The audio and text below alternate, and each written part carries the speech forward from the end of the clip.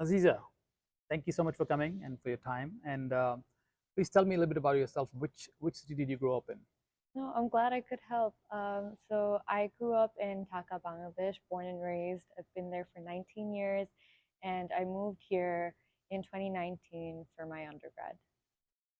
2019, and this is like 20, 2023, so 4 years. yes. Okay. So how has these have these 4 years shaped you? Have they made you different in your thinking or your work ethic and your social life? Has it made an impact other than the academic side of it? Oh, for sure. Well, coming here from Bangladesh alone at first was a huge change because in Bangladesh, I always have my parents to help me out, and whenever I need something, it's primarily through them that I would have to get the work done. But here, all I have is myself and my friends to rely on, and that taught me a lot about how to be independent and how to be more, what's the word?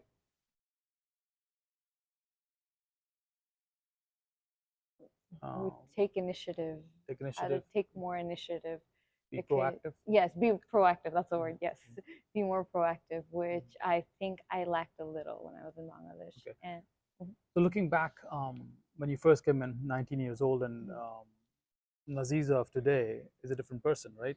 Yes, Yes, and you are more, self-driven, yes, proactive, as in your own words, yes, and also self-reliant. yes, Would you and say? more open-minded too as well. I would say that meeting a lot of different kinds of people and experiencing things that I wouldn't have experienced if I was back at home, they made me more accepting of other types of people and more understanding to other people's plights as well. So tell me a little bit more about open-minded. How were you not open-minded when you came here? In what way your mind is opened?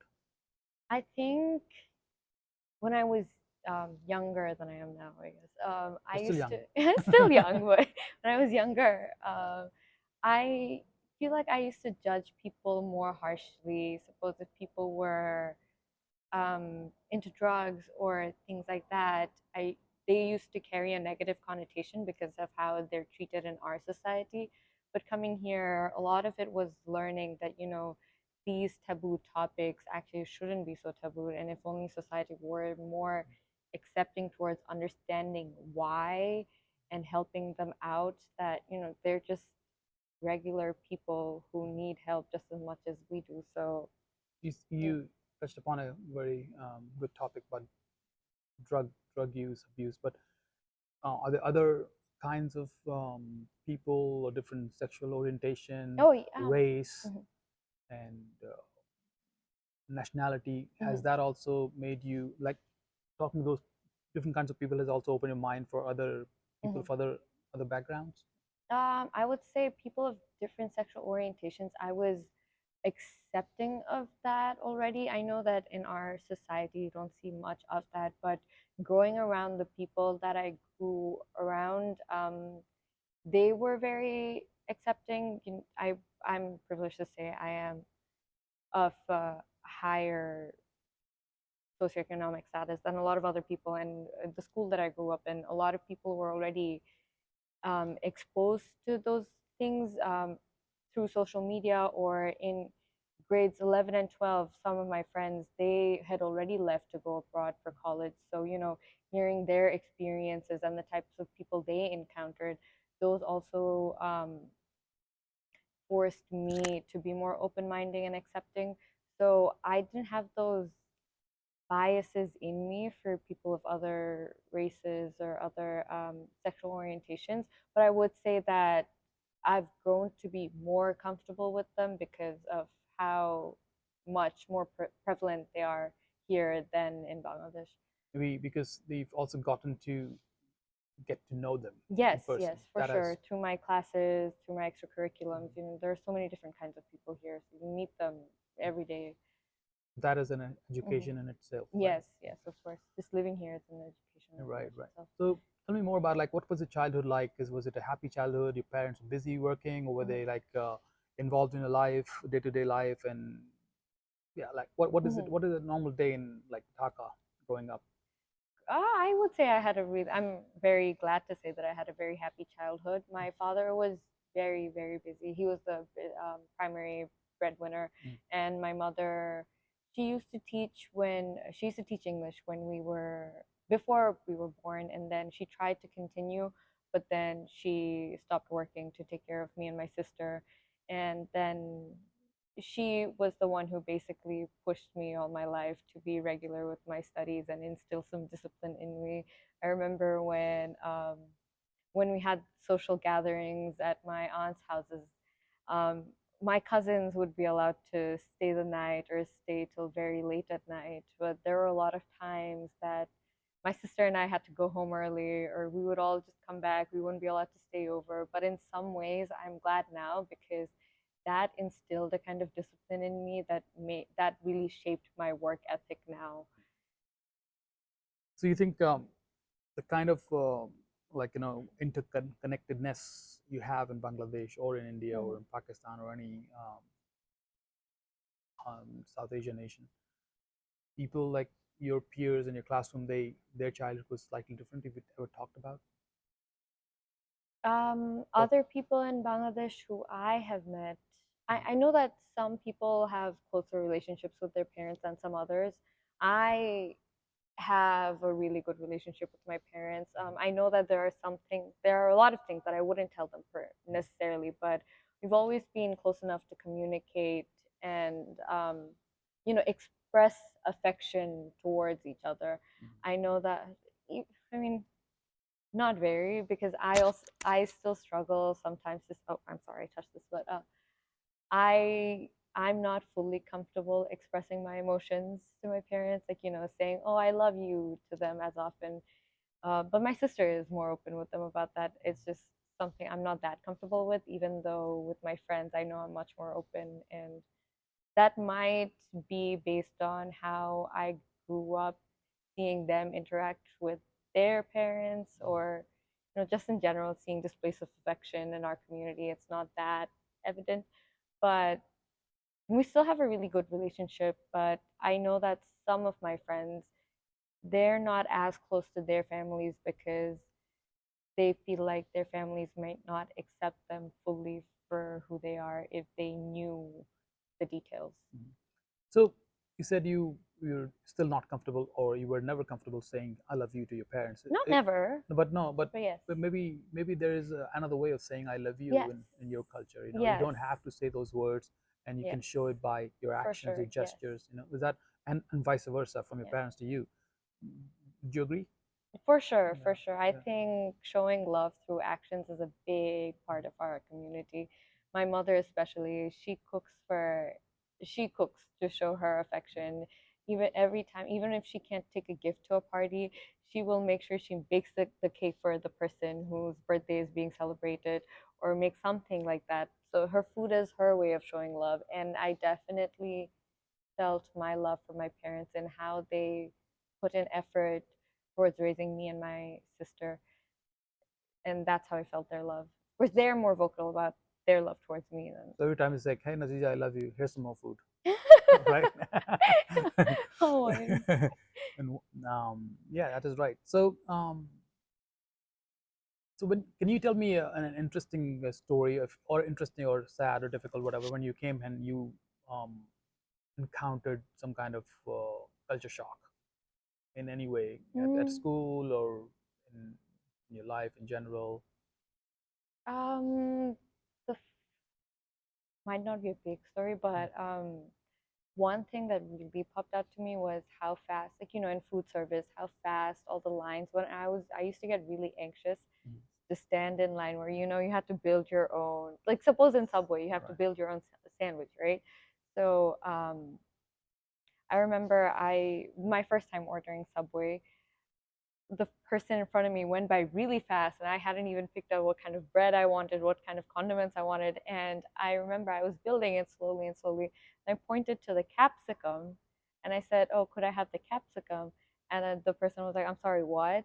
And then I was like, "That thing." And then she was like, "Oh, you mean bell pepper?" And I'm like, "Sure, bell pepper." Yeah, that.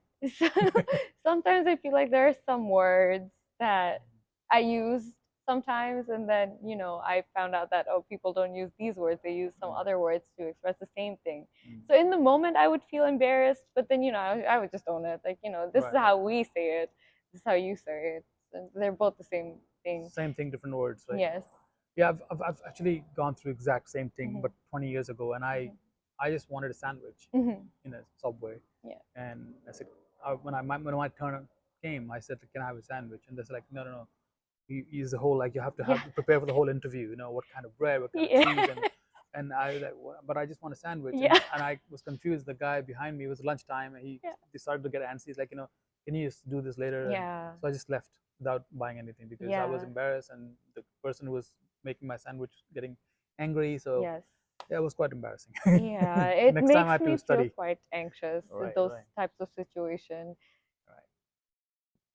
So, but now, no problem. You can go to a Subway place and you can order it, no problem, right? Yeah, now I stand before I Right, stand in the line, I kind right. of make my selection. Even when I'm standing in the line, sometimes I get anxious because I just don't like keeping people waiting. Mm. I feel like that's automatically something that happens because I'm standing in front of Right, right. them, So but you're already it's preparing before you get yes. there, right?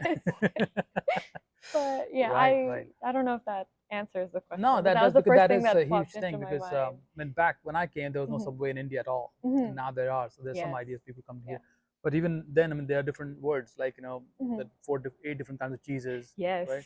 Breads, and like just one bread, but here like Yeah. Italian and wheat, white, and Yeah. what else?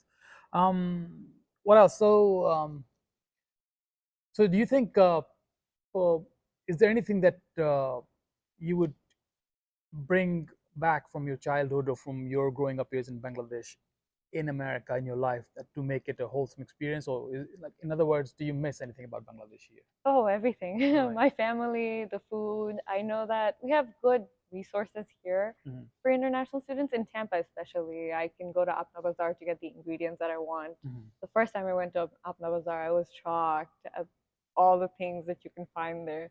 Because everything you can find at home, you can kind of find there, but it's not the same.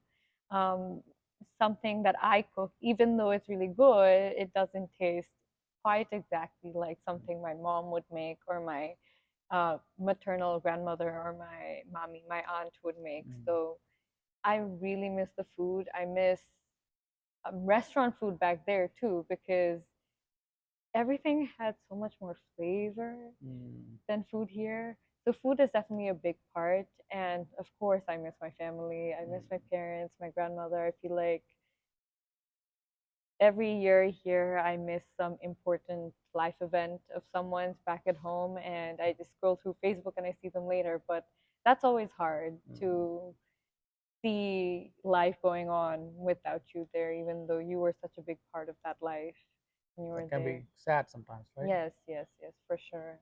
Do you feel like after living here for 4 years that things that have changed you, like you've become more open-minded and Mhm, more exposed to different kinds of people and food and mhm, culture and talking styles, personal space, and all those things? mhm. When you go back to your country, sometimes do you get irritated, or do you think that why are these people acting so weird? Why are they in my face all the time? Why are they always asking me to eat all the time? And why can't they understand when I say no, I'm not hungry, or anything that you think that you get reverse culture shock or something like that? Yeah. So I haven't been home in almost 2 years at this point, Hmm. and I don't think I would, going back to the last time I went to Bangladesh, which was December of 2021. Hmm. I don't think I was irritated at them, infringing on my personal space. I think that one thing that really does get to me is, knowing how much more accepting we have gotten here of a lot of different kinds of people. People there are not as progressive, they're more conservative. So when you hear comments made towards certain Sure. groups of people, those get me irritated Mm. and argumentative sometimes. My sister sometimes says that it's not worth it arguing with certain people because you can't teach an old dog new tricks, but I just can't help myself, and then certain arguments become inevitable. But in terms of them affecting my behavior and infringing on my personal space, no. One thing that really does bother me is I don't get to exercise my independence as much there as I am here. Here, I can do whatever I want, go wherever I want, wear whatever I want, and buy whatever I want because it's my money that I earn here. But when I go back home, I'm still living under my parents' roof, and so I would have to follow their rules, and it's also not safe to be doing whatever I want, whenever I want, wherever I want there. So those kinds of barriers become irritating because I feel like they hinder my everyday life. Do you think how well were you able to cope when you went there for during COVID era? Hmm. For how long were you there for? I was there for 11 months. 11 months. Was it Yeah. hard in some It ways? it was hard because I know I was with my family, but because a lot of my classes were, after midnight, early in the morning, Mhm. I would stay up at night, sleep throughout the day. So even though I was living at home, I feel like I didn't have proper quality time with my family. And I think I would actually get really angry and I Angry don't at yourself or other people? angry at myself and also at my parents. I remember my father and I used to argue a lot at one point about sending me back to the States. He didn't want to send me because, here at least he knows that I'll be safe if I'm at home. But if he sent me out there, he just worried for my safety and my health. But So he didn't worry about it when he sent it to you the first time. He was no, he was no. worried about when you came back and then, right? Yeah, because COVID. COVID. Oh, Yeah, COVID, because of COVID. COVID. Yeah, Okay. yeah. So and you And I thought wasn't like vaccinated yet at that okay, point. So, and you thought it'd be okay coming back. yeah, because I couldn't, I was miserable staying at Mhm. home while not being able to do anything Mhm. and, messing up my entire schedule to make sure that I'm studying right. It wasn't a good time. So 11 months is a long time, right? Yes. Especially when you've only spent 2 years in America, going back. Hmm. So after first 2 3 months might have been hard because you've changed a lot or somewhat. But did you also slip back into you being a Bangladeshi girl again after a few months? Yeah, And I mean, I don't consider myself American by any means. I'm okay, still a Bangladeshi girl here right, through right. and through. Also, during COVID, since it was a time of confinement, I couldn't do anything in general. So my routine was what it was before I had left the US. And I'm glad that I got that time because I got to spend a lot of time with my grandmother. But